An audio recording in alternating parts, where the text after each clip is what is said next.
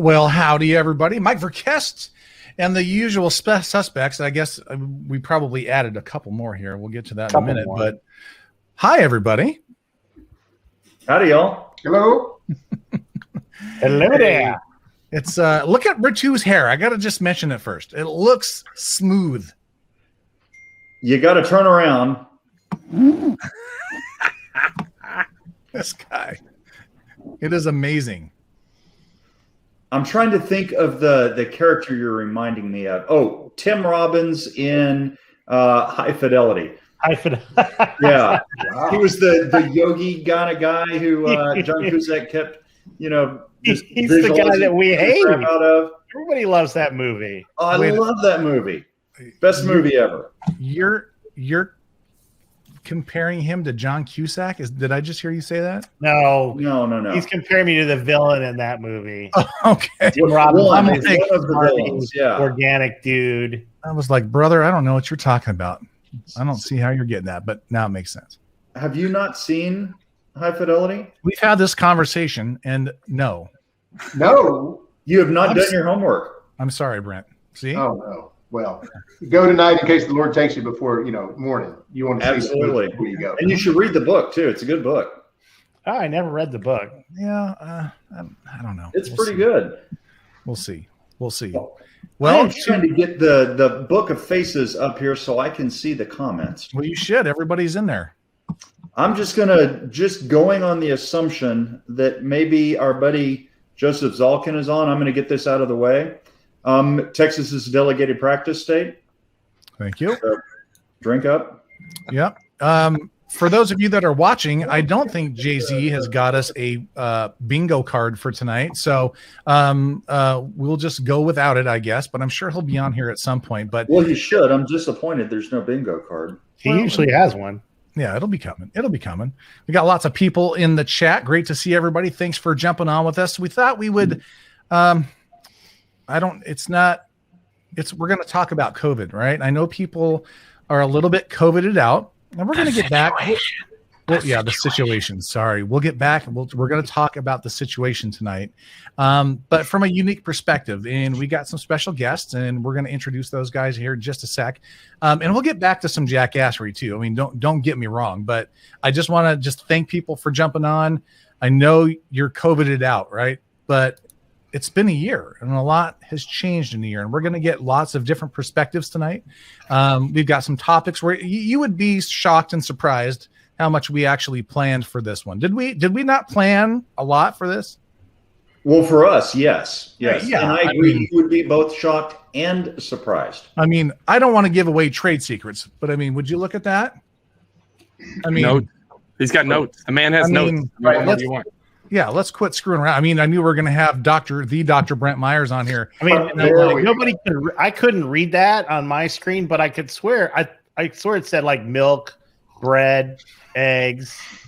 Definitely did not have my shopping list on there because I would. Yeah, I started to say that would not be the shopping list, right? I mean, beer, there's different beer, there's other beer, there's. Well, beer's just full of empty calories, so I prefer whiskey or bourbon. Bourbon, really. Fair point. Yeah. But anyway, a number 519,062 as of last count. A lot of people are not with us in the last year, and it's pretty unbelievable to think about. And the experiences that we've shared as medical directors, which you'll hear from them tonight, from providers, the people that are watching, even from attorneys. Hi, Sam. Good to see you. Thanks for jumping on. I mean, it's just changed everything, right? It's changed everything. So we thought we would take tonight and maybe just sort of look back. Let's go back a year and be sort of cognizant of where we came from, sort of where we were when we were at the lowest, because there were some pretty low times.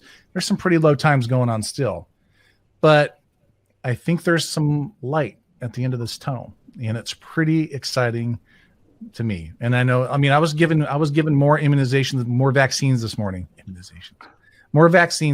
I was sitting there, and I took a picture of it. And I've given 1,000 vaccines personally, and it just never gets old. It never gets old. It like pumps me up. I love it. I just did 10 this morning. It wasn't a big deal, but like that was 10 people that were getting their second dose of Moderna. And there's always a pep in their step. There's always a smile on their face. It's rarely complaining about the shot. It's not complaining about having to come in on busy day. What they are thrilled, ecstatic to maybe have a glimpse of the life they had before the lockdowns, before masks, before COVID.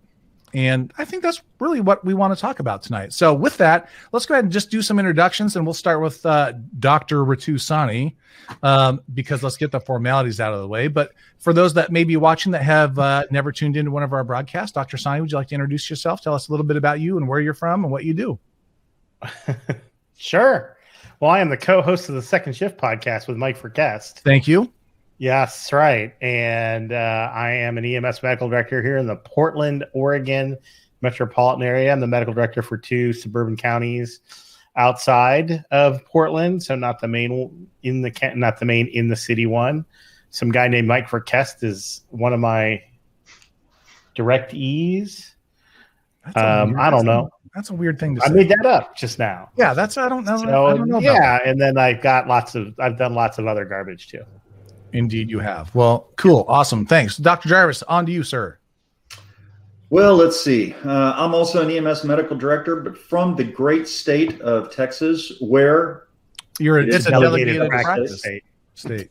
And I'm the co-host with Mikey here of EMS Lighthouse Project podcast, where we get to go over fun literature. And, as you're going to meet, Dr. McCoy here is a medical director up in the first state to really get hit by this. I just wanted to go ahead and announce that I'm from one of the first states, if not the first state, to have cured COVID. Congratulations. I did want to give you one other number, Mikey. Okay. The 500,000. That's a pretty somber number, but I'd like to give you one that's much more exciting. And that is 113 million. 113 million Americans have been vaccinated now. That is about 22% of the population, and we're hitting 2.4 million people a day. That is definitely our path to actually being done with this. So I like that number a whole lot better. Well, that's pretty amazing. And I'm glad you brought that up. I mean, I appreciate you outshining me in my statistics. So you always got to be a one-upper, right? Wait until Brent starts hitting his data source. So We'll put us all to shame. That's a good segue. Dr. Brent Myers, thanks for joining us tonight. Talk to the peeps. Yeah, thanks for having me, I think. We'll decide in an hour whether that's true or not. But for right now, I'll say thank you. It seems to be the place to be. So I was the director of medical director for Wake EMS here in Raleigh, still in Raleigh, still live in Raleigh for a long time, and now the chief medical officer DSO. And I will say that the University of Washington, not to give too much credit to these folks in Seattle, but the Institute for Health Care Metrics and Improvement and Evaluation, they have a pretty robust model, and they released their latest model yesterday. And what is really cool about that is that we are in the May-ish timeframe to be above 65% of the population will have been vaccinated. So at the rate that we're going, which now is near 3 million a day, right? And their model hits 3 million a day, April the 9th. So I think we're going to beat that at the rate we're going. So we'll be a little ahead of schedule. So, you know, maybe not Memorial Day, but July the 4th is looking pretty good. Yep. Nice. New meaning to the term Independence Day. Right. Yeah, exactly. Yeah, right. Awesome. Thanks. Dr. McCoy. Mike. I'm Andy McCoy. I'm medical director, one of the 5 ALS medical directors in King County. We have 5 different agencies that sort of represent King County. I do one of them, Shoreline Fire Department. And I am also medical director for AMR in our area up here. And then am an emergency physician at Harborview in Seattle. And I have to go there in 3 hours and 48 minutes. I'll be on shift tonight. Wow. On the medicine side, we still have a separate medicine trauma side, as Dr. Myers will remember from years ago. So those traditions persist, and I have the medicine side tonight and the trauma side tomorrow night. So it's so Dr. McCoy, we have to ask, what is the name of the GMR agency there in the greater Seattle area? we're still AMR branded in this area. We are AMR Puget Sound Operations. Yeah, see, they've got a fancy name. I want to make Very sure. fancy. Yeah, we're good.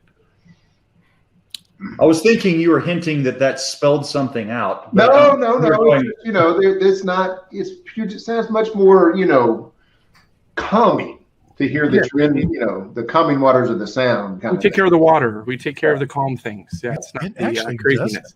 I'm getting visuals of whales. Yeah, we take care of. We'll transport a whale. That's fine. Whales, coffee, IPAs. Yeah. Load it in the Sprinter. We'll take it down.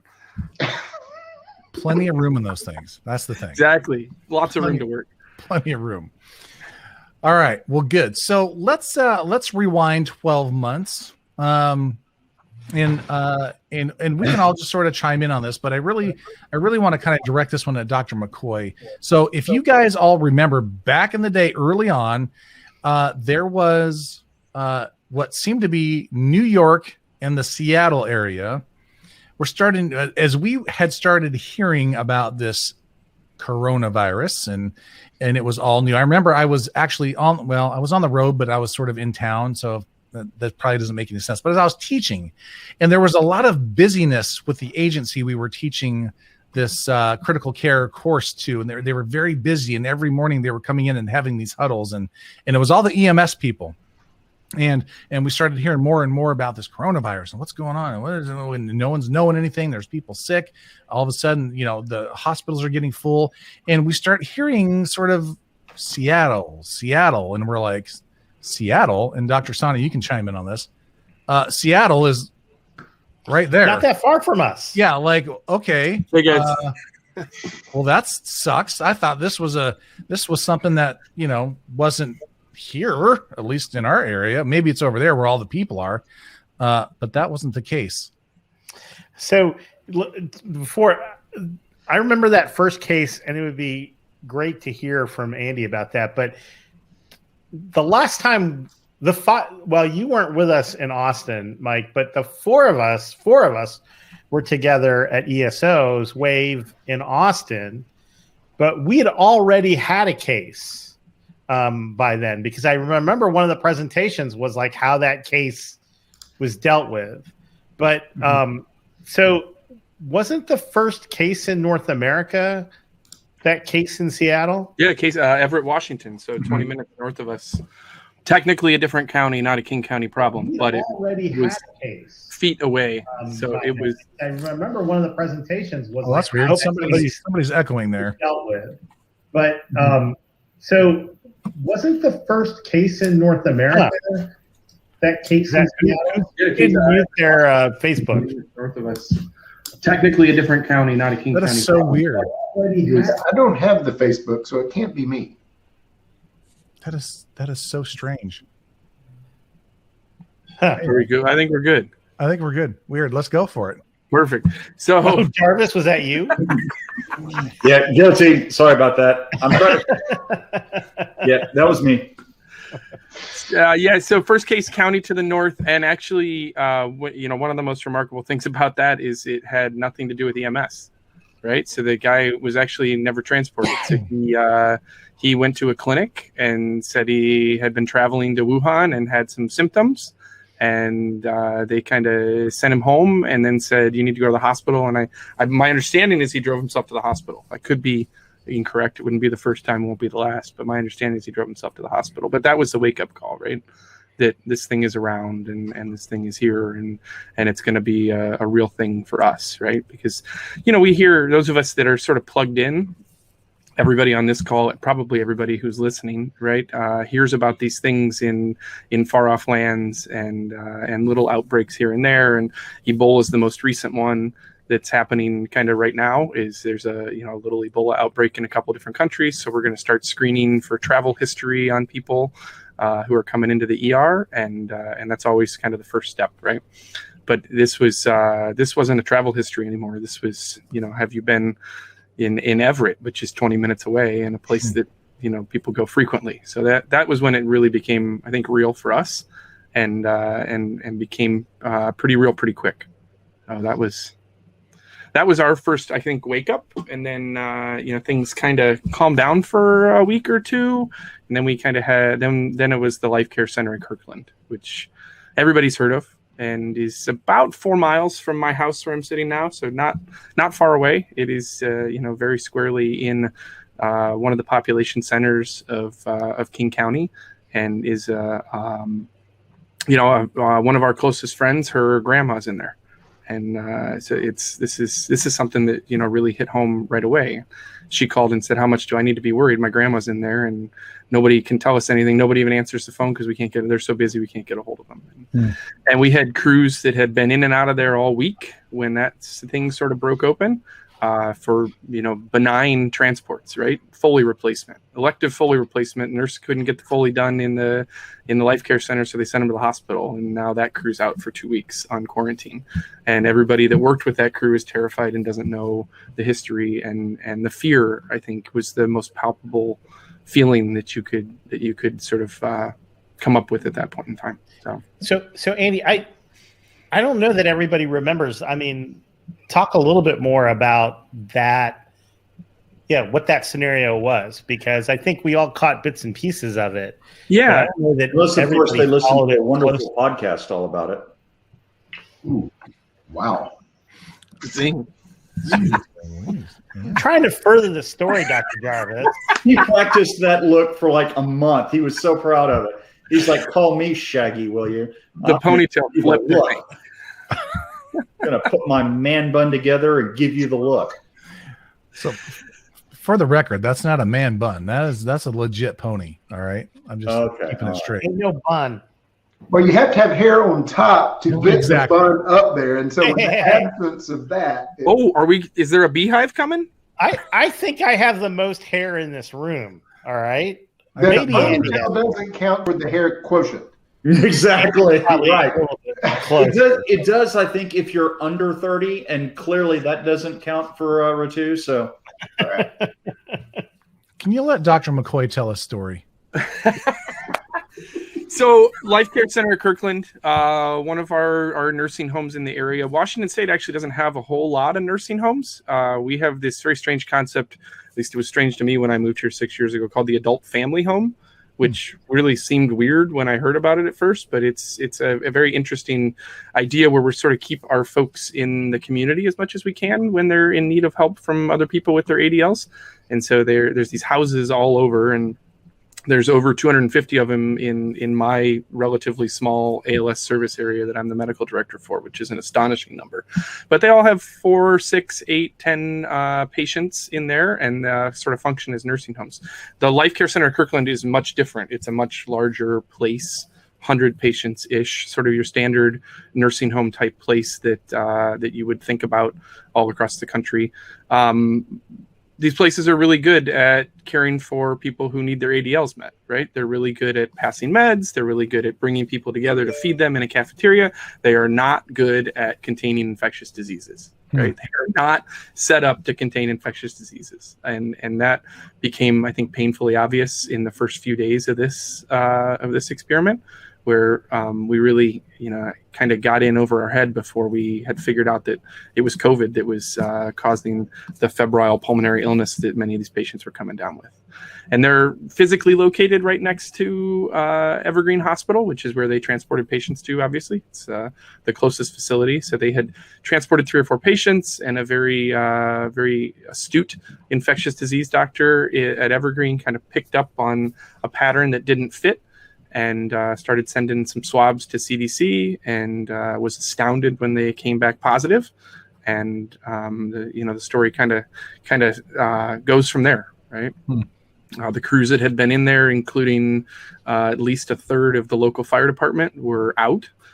Some of them didn't have a good place to quarantine, so they took down a fire station and quarantined at the fire station for a while, and tried to isolate there. So it was a whole interesting couple weeks.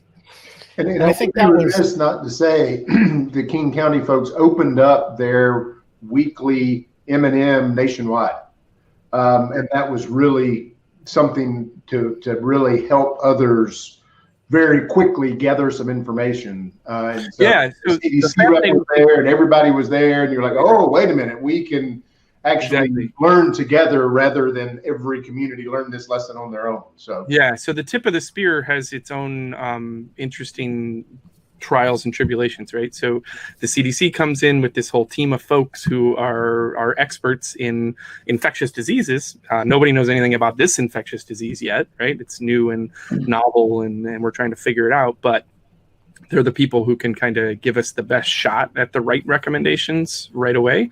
And so they're, very involved locally for a while, and then they disappear, right? And they move on as the thing sort of goes on and starts to spread to other communities. And so they were here very prominently in the first few days and weeks, and were very, very helpful. And we tried to say, this thing looks like it's going to, if it happened here, it's going to happen a lot of places. And we need to put this information out and do it in a controlled way. And so we tried to open up as much as we could from the physician side and make it public so that others could get prepared and be ready and sort of respond in a sane way and with a controlled response as much as possible. I think I hope that was helpful. I know that, Tom Ray and Michael Sayre spent a ton of effort doing that, and really was, that was their baby, and really they owned it and did a great job. Yeah. From one thing that I want to point out about, and then I'm going to ask you something about the main thing we learned from y'all is that we really probably should have faith. Once we got a steady supply of it, we should have faith in our PPE. Yeah. But what the picture that I got in your description of that event is going into a nursing home, and it's so unusual for us because it's been over a year and a half now since we've gone into a nursing home like we used to go into nursing homes all the time. So give us an idea of what they were wearing as they went in for that Foley change, or, the life-threatening emergency Foley change. Yeah, that life-threatening emergency. I mean, there's no PPE, right? They might wear gloves. They're not wearing a mask at that point in time in February and March of last year of 2020, right? They're not required to wear a mask by us. They, very few people wore masks electively on their own.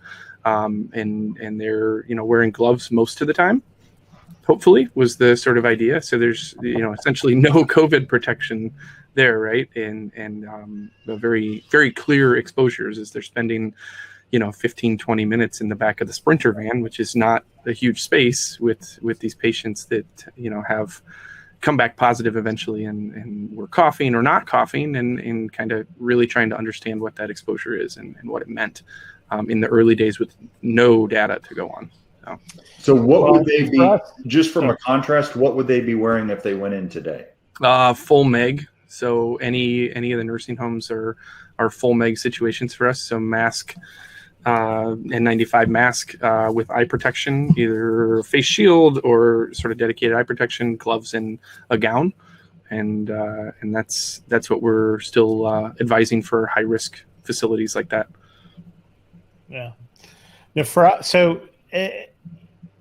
again, as somebody who's like 2.5 hours to your south, I think the thing that really jumped out to us was the rapid impact that it had on your workforce. So you mentioned, and this is the corollary from the no PPE piece, right?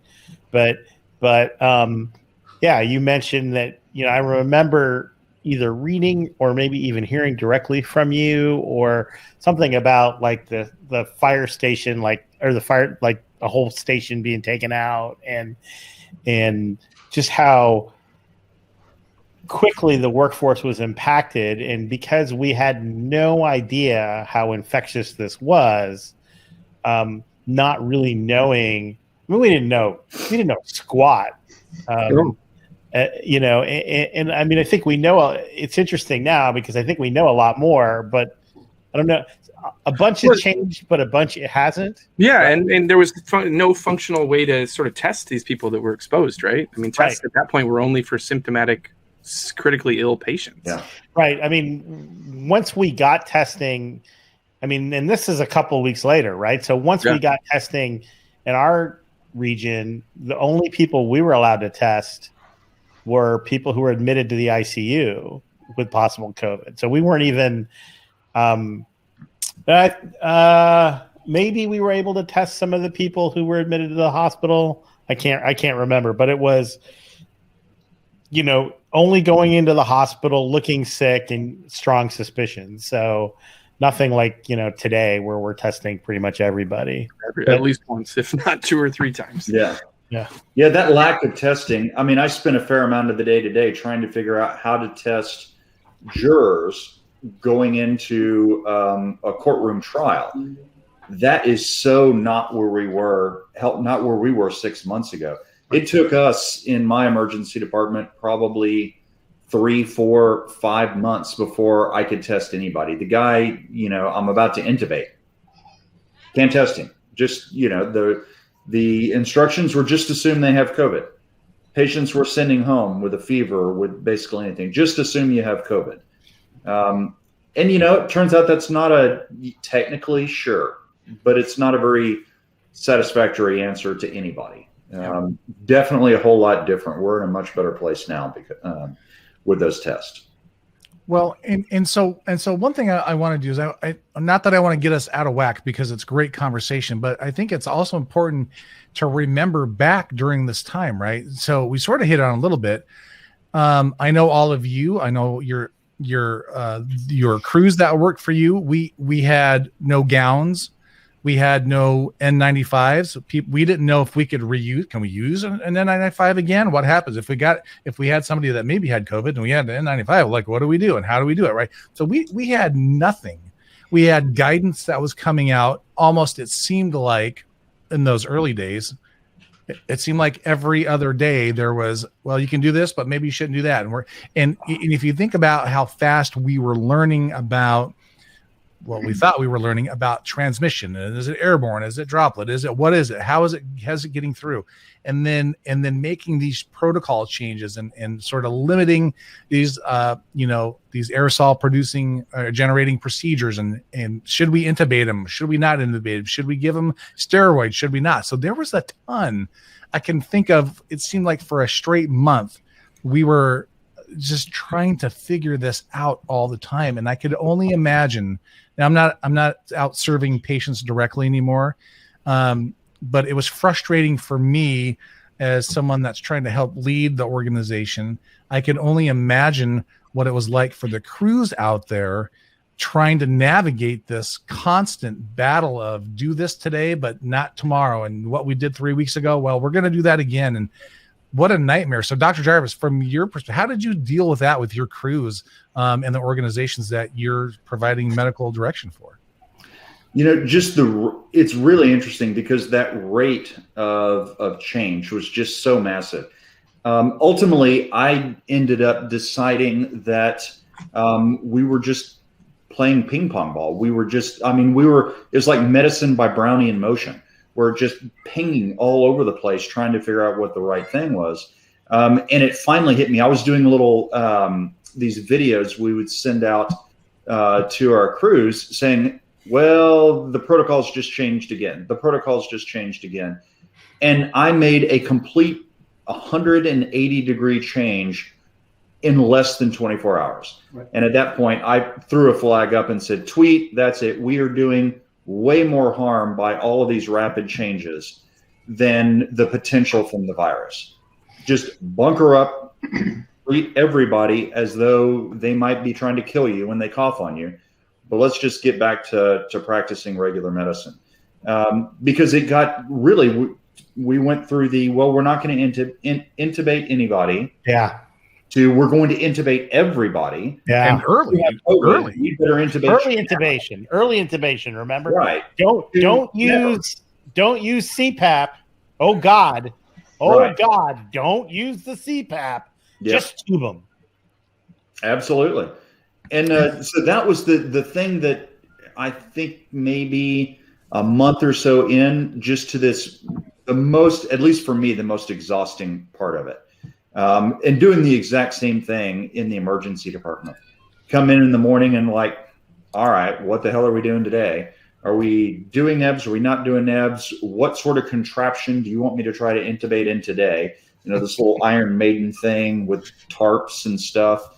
And it really started to make me think, just in my own practice, look, I barely know what to do for anybody. Some guy comes in with a broken ankle. I'm going to go, what do I do?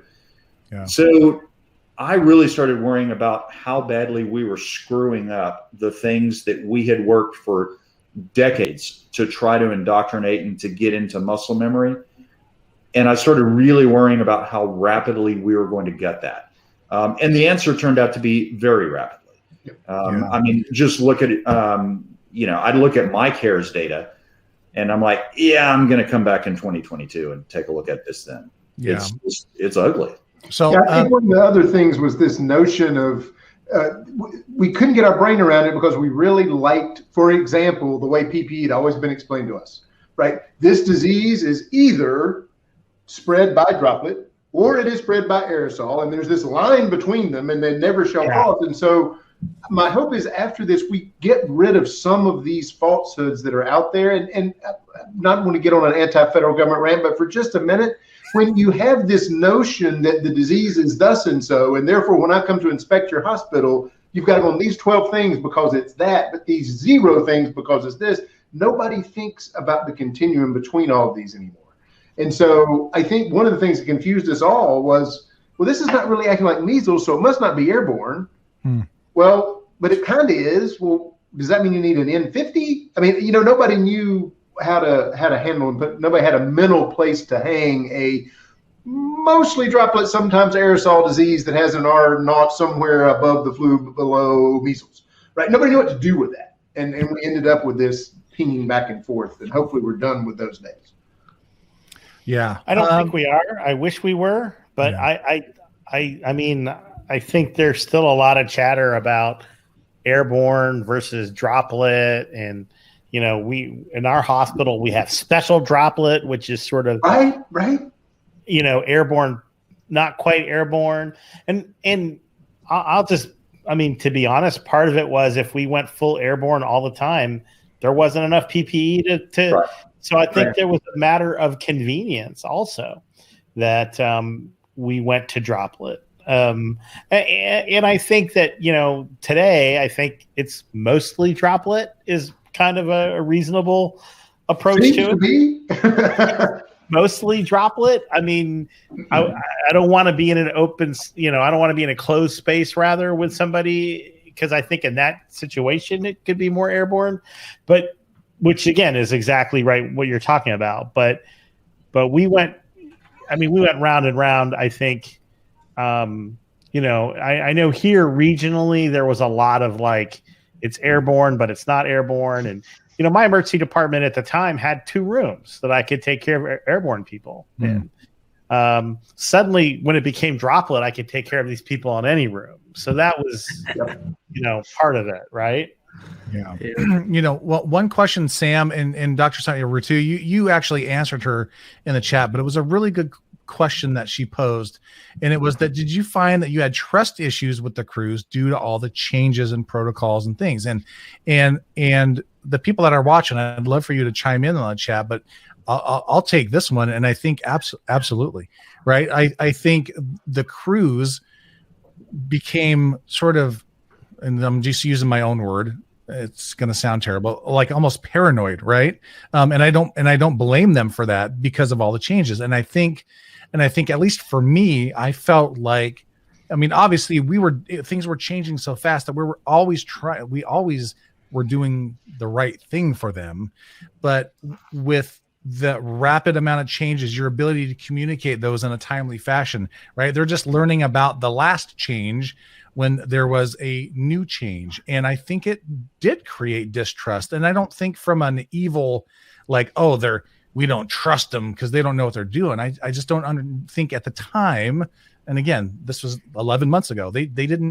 No one really understood what we had going on. So we were changing a lot, but it was changing a lot. Right. And we were doing the best we could.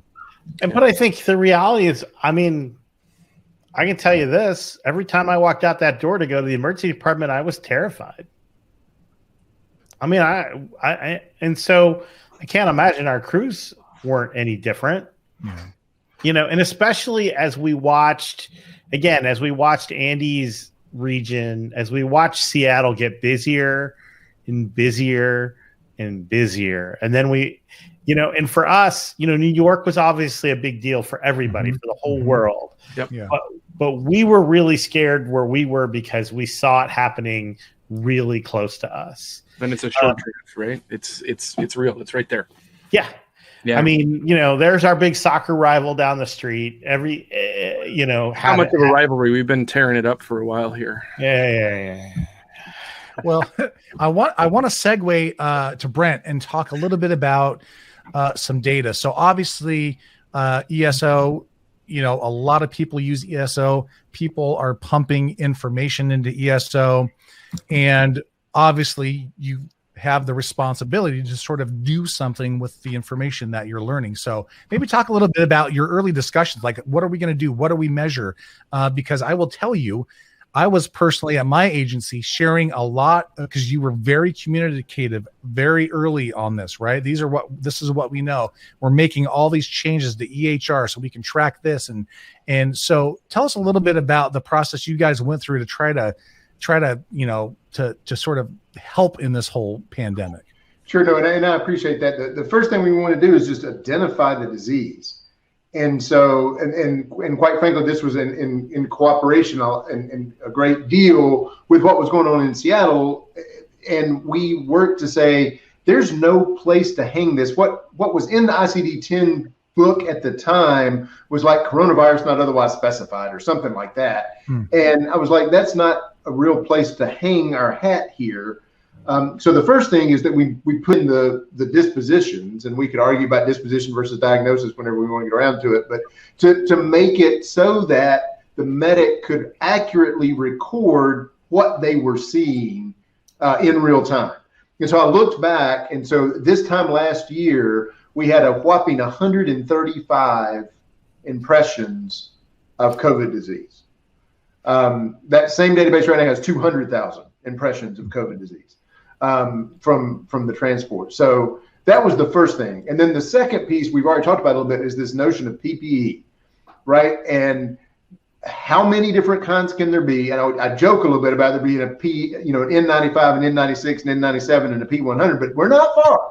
Right. And so we went in and tried to put all of those in there and then put the reuse capability for each one so that we could quantify how, if you're the logistics person and you're trying to figure out how many N95s do I need if I have the same burden of disease next week that I had this week, you don't need to know how many N95s and how many responses had an N95. You need to know how many N95s were actually used, right? Which is two separate questions. One is, was my crew protected, which you want to know on every case, and the other is how many masks were actually used during that time frame. So we put a new and a used tab in there so you could keep track. And as it turns out, even today, 50% of the N95s are reused, and that number has been solid as a rock for 10 months now. What percentage did you say, Brent? I'm sorry. Half? Yeah, it's about half of all of them are reused. So did the other half have enough PPE to wear a new N95 with every patient? Or they only see one patient in a shift. Okay. Would be my guess, right? I mean, we haven't dived really into that, but when the superficial look, it looks like everybody gets one a shift is what the best we can figure out. But that's a little hard to deduce. But yeah, some of them are they're new because they only saw one patient that shift, or only wore a mask one time, that one N95. So there was that piece, and then the last piece was to tie the hospital ICD-10s back so that you could then say to someone, here's the list of everybody the hospital diagnosed. Did they wear their N95? Right. I mean, really close the loop on that really quickly rather than having to chase each one of them down. So that was kind of the three big steps that we took. And, we're very fortunate, and 75% of our customers share their data for the de-identified collaborative data set. And so research and benchmarking is what that's for. And if there's ever been a benchmark, this is it. So we felt very comfortable daily. And even today, we're still putting up on the web every day the number of impressions, the number of confirmed ICD-10s, and then a monthly update on the number of deaths and the influenza-like illness. And I'm happy to report for the past week, influenza-like illness has been below the threshold, the national threshold of what would be a flu outbreak for the first time since September of last year. And everything else is still on the downward spiral. So we're hoping that's going to hold. The last thing I want to say is the good news about the EMS data doesn't require any processing, doesn't require coding, doesn't have to go through a state office, doesn't have to go through anywhere. It's immediately available what the medic sees, and medics are really, really good at picking up code. So if whatever the trend is with the paramedic impression, the ICD-10s will follow, but the trends will be the same. So I want to ask about that because you had said something in sort of our pre-show here about the one thing that you think, obviously there's more than one thing, but one of the big things that you think came out of COVID is we were able to put to bed this notion that paramedics don't diagnose. Yeah. Can you talk a little bit more about that? Yeah. So, I mean, I don't want to get too far because the Medicare folks will call, right? Because they are not a qualified independent healthcare provider and we can't make a diagnosis. I get all that, right? I'm not talking about Medicare and billing. But what we are talking about is what clinically does this constitute? Is take a history, is perform a physical, is gather ancillary data, is perform a treatment plan. Well, if you do all four of those things, it seems to me you've arrived at least a presumptive diagnosis, if not an actual. But we can call it impression, call it whatever you want. The nice thing, though, is when you look at the curves, the curve, the three-part curve in the United States flows exactly with the paramedics' primary impressions. And the first increase is not there in the ICD-10 codes because there was no ICD-10 code. Right. Oh. And so I think this gets us set for whatever the next thing is. Even if we just have to put in infectious disease not yet defined or whatever the new thing, if there's an impression for that, we can at least see what direction we're moving in. And, medics and EMTs don't mean to be, but when I say medic, I mean pre-hospital provider, but medics and EMTs are really very good at documenting that, and it's available immediately. Like the EMS system is kind of like the canary in the coal mine, like or the early warning kind of thing. It certainly appears that way, at least for this and probably for a lot of other things. But the ability to put it all together to make that point, this was the first time that was so easily done, I think. That's very cool. I think about, and if we sort of fast forward now, let's pretend like we're 6 months into this now, sort of on our journey through this last year. People's, and I say people's, I'm talking about our people, right? These pre-hospital providers are done with COVID. They are done with the constant death and hospital wait times, and we're on divert. And I'm tired of wearing this GD PPE on every single call. And I'm working a code on the side of the street in my Tyvek suit and my respirator.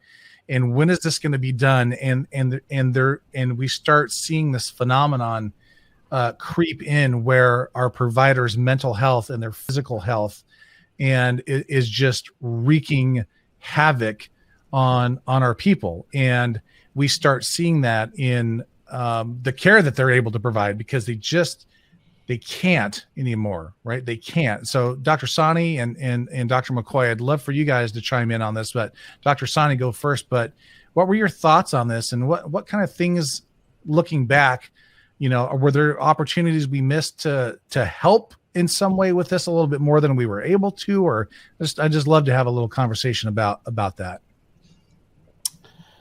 Well, of course there are opportunities that we missed. I mean, I don't, there's no way around it. I mean, did we handle this perfectly? Absolutely not. And I mean, this is a good time to point out that we're still in it, right? Yeah, totally. And so while we're looking back at this, kind of doing this 1 year retrospective and sort of looking back and and part of that is feeling those feelings again, right? Feeling the fear and feeling the anxiety and feeling, but we're not done, except in Texas and Mississippi. But we're I mean, all kidding aside, no, we're not done, and they're not done there. And do I feel optimistic today compared to where I was 6 months ago? Absolutely. I mean, I was vaccinated 2 months ago now, and I don't know if it was after we started or before, but we were talking. I mean, I'm traveling a little, in a few weeks, and this and that. So, but I think we already touched on the biggest issue on this was the rapid fire change. And when I look back on what we changed and how we changed it, the big challenge was we don't have enough PPE, so we don't want to use all the PPE on all the calls. But at the end of the day, we need to freaking use all the PPE on all the calls. And it took us a while to get there. And I think that caused a lot of stress for our crews and for our people. And then, I'm just going to, you asked me about the stress, Mike. We've lost people. Yep. We've lost people. So one of my residency partners died by suicide about 3 weeks ago. And he was an emergency physician who took a sabbatical because COVID and a number of other issues. But COVID was part of it, took a sabbatical last fall. So again, right in the middle of it, and took his own life, and we had another physician, we had an emergency physician in the Portland area who took his own life. So yeah, we did not do a great job with this. Yeah. And I think that's going to be, and I'm not there yet. So, but that's going to be part of I think that's part of the debrief is how do we fix how do we look at how we handled this from a mental health perspective? And I think it was pretty poorly kind of overall, both in the emergency physician side as well as with our pre-hospital providers. So, the one thing I'll say just from an exhaustion standpoint is early on, I think we dealt with the exhaustion well because, hey, it's new. We can summon, our adrenal glands can dump an awful lot of catecholamine. Yeah. But it only lasts so long. And you mentioned 6 months ago. By 6 months, our practice had locked in. We knew what we were doing. We just stopped with all the changes. And we were tired then. Yeah. And we had another 6 months to get into before anything changed. And it was just from there on out, it was just pure grind. And it was grind. We had to go through the summer in a Texas summer, working a code in the street. And all of that crap is absolutely brutal. So it's brutal physically and it was brutal emotionally because there was no light at the end of the tunnel. It's just more of this, more of this, more of this, more of this.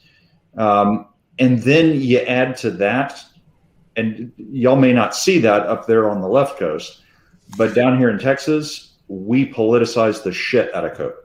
And now you have to deal with the fact that you're seeing COVID cases and you're going home and your family and what you're watching on TV is telling you that what you're seeing isn't true. Yeah. And now you have to worry and you get into this bind about the one freaking bright light on the horizon is this vaccine. That's the one thing that can get us out of this. Masks can help us. And now everybody is, anytime you want to talk about that, it's an argument. You want to go to the damn grocery store and you get into a fight about whether you're going to wear a mask or not. So that level of exhaustion, I think I started a podcast out just by talking about exhaustion. It's just mentally exhausting having the damn arguments, walking out, looking at a blue sky and having people tell you it's not blue and meaning it. So that added to it. And it really was just a grinder. I know looking at things, fortunately, we have not lost anybody in our system. well, we haven't had to illness or suicide. We used to be an agency that really prided ourselves on incredible retention, and we are hemorrhaging medics right now. Yep. And so I think and I don't want to blame it all on COVID, because we got a lot of other things that we can work on. But boy, COVID was like a magnifying glass in the sun on an ant. Yeah. Yeah. I mean, our friend, one of our good friends, Jose Cabañas, put it in the chat already that COVID sort of was like magnified all of the holes in the system. And I think one of the big holes in the system, besides like disparities of care and where the emergency care system falls down, also how poor a job we do taking care of each other and ourselves. I think this magnified that. But I hear Andy's. Retirement's up, right? People are, on the BLS side, people are going to nursing school. They're going to the police. They're going to all kinds of different destinations, and they're getting out of this business. And, from our perspective, the EMT schools are down for a while. So we're really struggling to sort of keep up with the pace of the exodus on the BLS side. And medics aren't made quickly. It takes a little while to get a medic, and then it takes a few more years to get a real medic, right? And get them up to speed. So it's a challenge, and it's going to be a challenge for a few years. We really, we tried. I picked up pretty quickly that our folks didn't want to talk about COVID anymore, right? And that when we did run review and when we had our meetings and things that. Yeah, there might be an update about COVID, and we might talk for a few minutes about COVID, but we really got to hit the other things, and we got to remind people that people are still getting shot, and they're still getting stabbed, and they're still having STEMIs, and they're still having strokes, and they're still having abdominal pain that we got to figure out whether they're sick or not. And so we really tried to stick to some of those things and really hit those core content areas and keep people refreshed and engaged in the other areas, so that they could kind of have some things to focus on and some progress in other areas. And, never let a good crisis go to waste. We tried to roll out some other things too, and, got whole blood in the system and out on the street, and kind of gave people some other things to focus on, which I think has been a real positive for the crews and totally a strategy that was good for us. So I think this summer is going to be some trauma, baby. Oh, man, you open the bars up, and you open people stay out. The restaurants are open past 9 p.m. again, and it's gonna unwind pretty quickly. Right. It's gonna be quite a summer. But one thing I want to go back, and I want to definitely get Brent's, and this is why we had him on here to talk about some data. But I will tell you that in our system, our volume of calls dropped fairly significantly. I mean, we were doing weekly sort of look back. We were comparing to 2019, and our volume was so flat. Like we were not busy. People did not seem to be calling 911. And it was this interesting time period in there where we were just not busy pre-hospitally. And it was very strange. But one thing that the crews were feeling was that it seemed like we were running more really sick STEMIs. We were seeing more cardiac arrests. We were seeing sicker patients, even though the total amount of patients was fewer. And I'm curious, from your perspective, what did the data show? Was that a real thing, or were people imagining that? Strange of you to ask, Mike. I actually have some numbers that look at that very question. It's almost like we planned it. What a coincidence. I know. It was the massive pre-planning meeting that we had. Right. So there it is, right there. So there it is. Milk, eggs, beer. So the total call volume compared month over month had its nadir in April at 18% less 911 runs than the previous year. And those are pretty flat. So, monthly there's changes everywhere, but if you kind of blend it all together, month to month's a pretty decent comparison. But you add to that, there was an increase in that same month of non-transports of 33%. So 18% less runs and 33% more no loads. And so if you're sitting at the emergency department and you're not in a COVID hotspot, right, which that's the other thing we're going to learn from this, right? You don't shut the whole country down, because you're not getting EMS volume, and a lot of the hospitals were really in trouble financially, right? There's a whole separate conversation, but nobody was coming and they were empty. Yep. But then, to your point, some interesting things happened, right?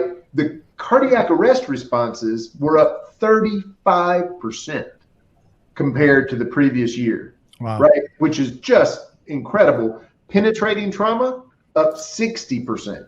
Yeah. People stuck in the house with people they may not want to talk to, right, for a long period of time. And then motor vehicle crashes. I mean, I was with my mother-in-law the whole time. I can relate, you know. Motor vehicle crashes were down 40%, right? So that's the other piece. If you don't drive, you don't wreck your vehicles, right? So yes, all of these trends that people felt, and I think we're not quite far enough into it yet, but my sense is, and go ahead and record this, Dr. McCoy. Dr. McCoy was right. The notion is this is going to be incredible this summer about the things that didn't happen the past summer. A lot of, out to the bars and all of those kinds of things, but also the people that haven't gone for their primary care, they haven't gone for their chronic health maintenance, and you leave that alone for a year, leave diabetes alone for a year, leave congestive heart failure alone for a year, and we're going to be in a different spot. So, but no, what you perceived is exactly what happened. Jeff, did you see that in your system? What did you? Well, I know you pay attention to your numbers. What did you see? Did it jive with that? It did. Our numbers dropped pretty dramatically. Now they've come back to about baseline, about where we were. Our number of cardiac arrests, interestingly, did not change. The number of terminations, normally I terminate about 60% of our cardiac arrests. We have a fair amount of rural area, so I don't care how good you go. Our buddy Andy here, you take your boys and drive for 30 minutes, they're going to be dead. And so about 60% is our baseline rate of termination. And we almost never transport somebody. I was doing 75, 80, 85% of our cardiac arrest I was terminating on scene. So when we were showing up, they weren't, even in our urban areas, they weren't VFib anymore. Mm-hmm. We would get there and they were systole. Oh, wait, no, that's a systole too.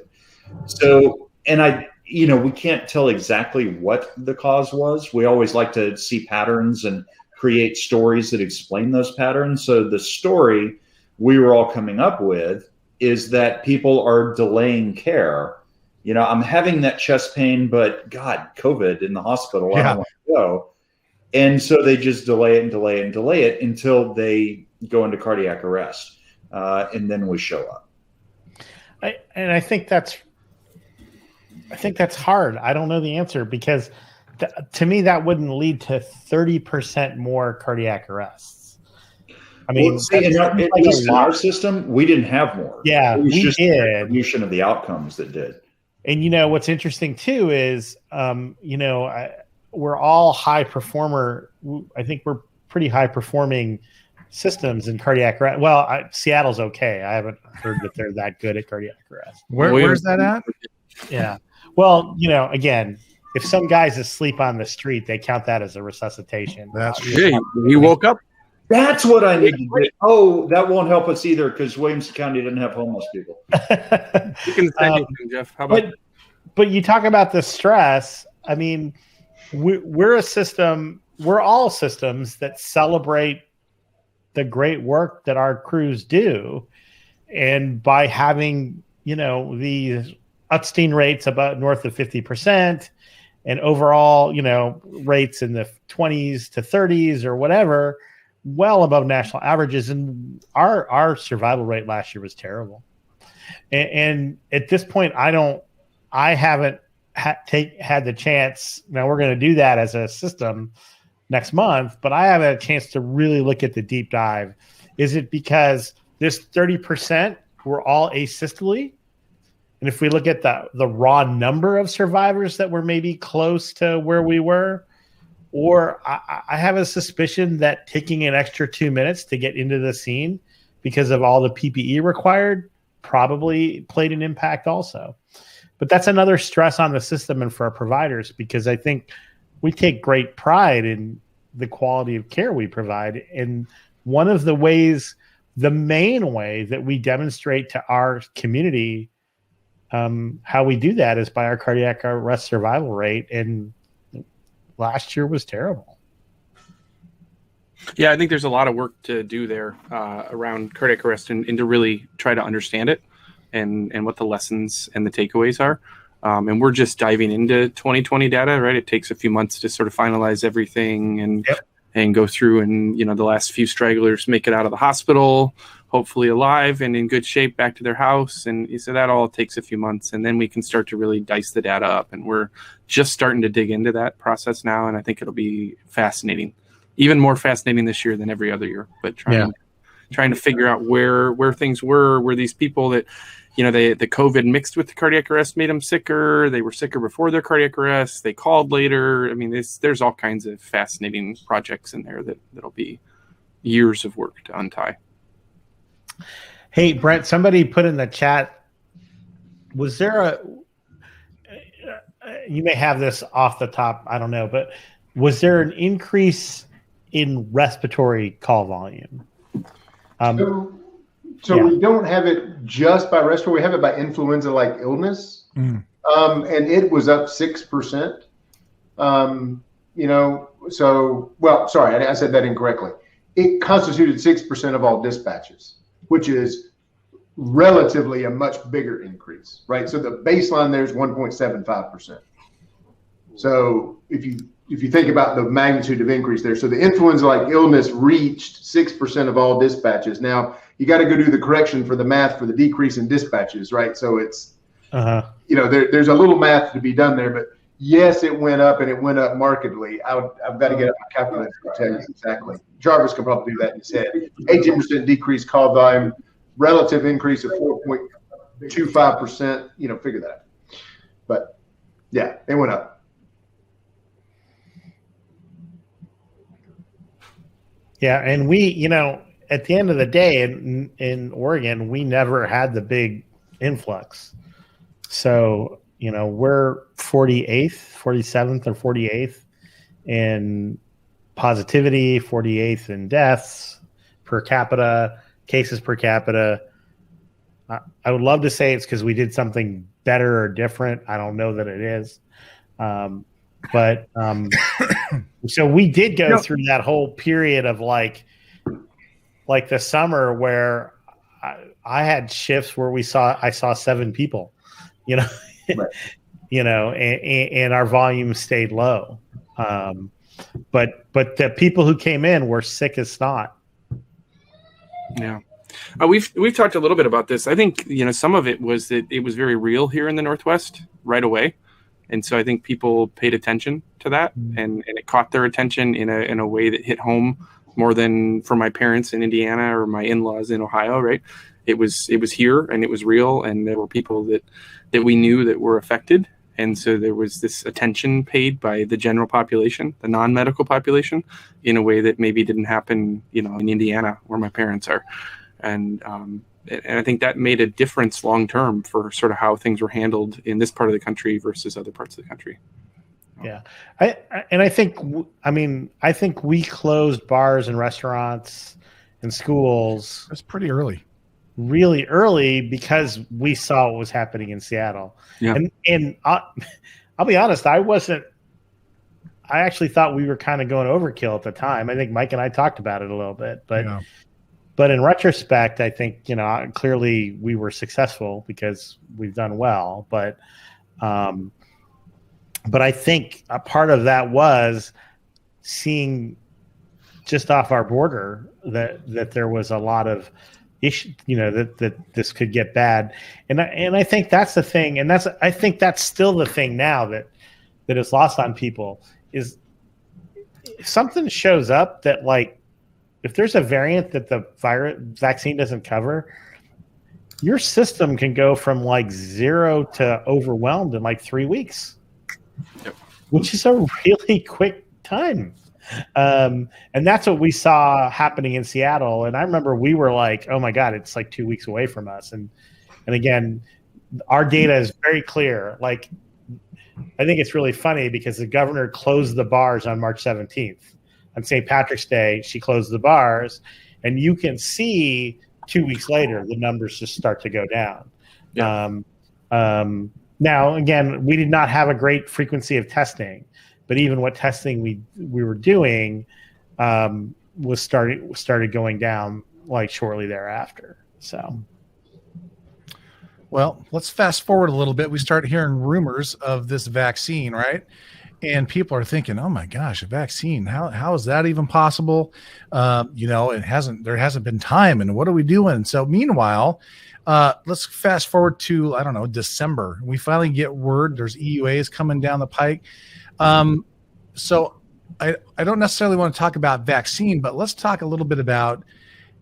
And I'll throw this one to you, Dr. Jarvis. Did you have thoughts about how EMS was going to be involved in the distribution of this vaccine? Did you have a hankering that who's going to do this? Well, it's probably going to be EMS, because who do people come to in the crisis? They come to our emergency services people. I don't think Walgreens is going to cut it here right now.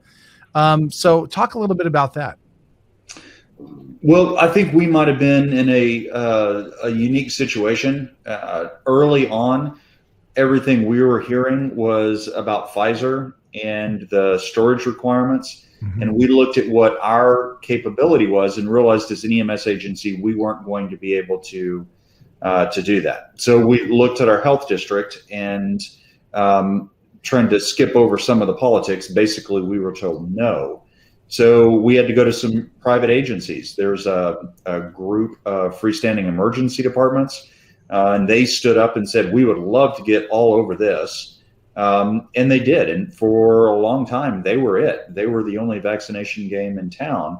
And right around the time that we actually started hitting the supply, our health district had a change of heart and then decided they were willing to get into it. So since then, there's been a change of personnel, and it turns out I drew the short straw and am now doing vaccines for our health district.